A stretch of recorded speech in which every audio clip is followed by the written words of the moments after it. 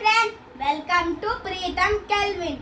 ఇవాళ అయితే మా అమ్మమ్మ ఊరి నుంచి ఇవన్నీ తెచ్చింది. ఇవి సున్నుండాలు, ఇవి గోరుమిఠాయిలు, ఇవైతే ఇంకో టైప్ ఆఫ్ బెల్లం, ఇవైతే నార్మల్ బెల్లం, ఇవైతే బత్తాయిలు, అవి స్వీట్ కార్న్, ఇవి కొబ్బరి బొండాలు.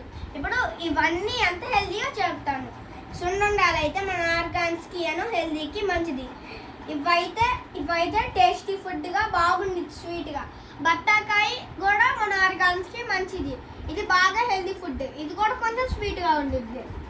ఈ బెల్లం అయితే మనకి కాల్షియం ఇచ్చిద్ది, బాగా ఉండిద్ది. ఇదైతే ఇంకా హెల్తీ ఫుడ్ మనకి.